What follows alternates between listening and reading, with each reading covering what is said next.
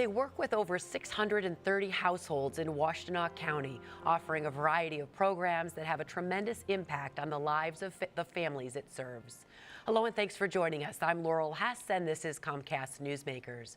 Joining me now is the Executive Director of the Community Action Network, Joan Doughty. Thank you so much for joining us today. Delighted to be here. Thank you for having us. Serve mostly the Ann Arbor area, is that correct? Is that the Yes. area that you serve? Yes, it is. And people often wonder why Ann Arbor, but there is actually poverty in Ann Arbor. We tend to think that it only lives in Detroit.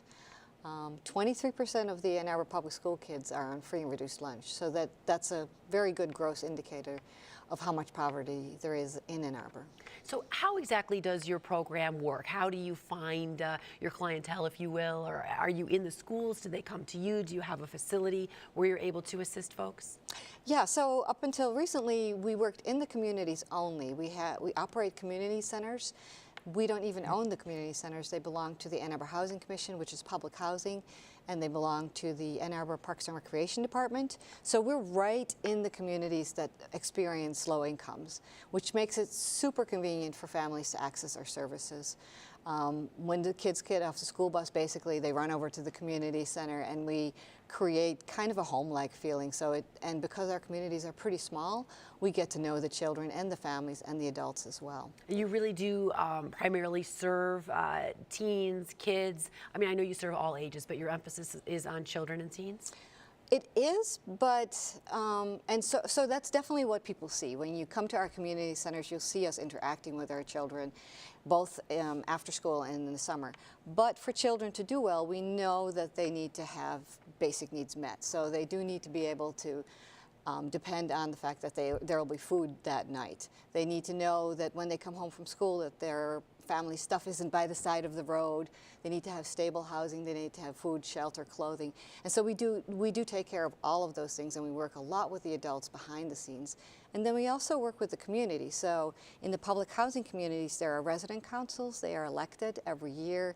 We help run the elections. And then the programs that we offer and the services we offer, we talk to the resident councils and we get their feedback and their input about what it is that they think they need and what it is that they can bring to the table and what it is that we will do.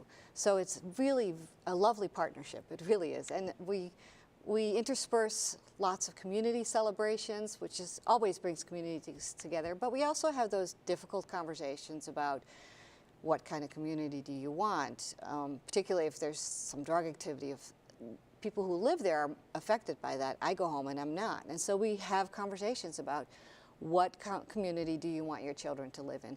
And when you do that, people go, well, that's obvious. I don't want my children to live in a community where drugs are sold. So it's really nice to be at an agency that is so holistic and allows us to affect children's lives on those different levels. And we work with schools very, very closely as well. And we've just moved 2 programs into the schools as well. Oh, that's wonderful. Yeah, it's fun. What are the biggest needs? Are they basic needs? You're talking about, you know, some food and clothing, or is it more help with homework, activities, mentoring, that type of thing? I would say the latter. Ann Arbor is very service rich, and so we're really grateful that we can get access to things like clothing. Our local newspaper has a Warm to Children campaign, for example. And we are also actually pretty lucky too that we are in a university community. So our after school programs, we get a lot of University of Michigan tutorings and volunteers that come in. But the biggest need is really to try to get that support for the children that live there day to day. All right, thank you so much for joining us today. Thank you. For more information on today's topic, you can head to canannarbor.org. Today's COMCAST Newsmaker was Joan Doughty, the Executive Director of the Community Action Network.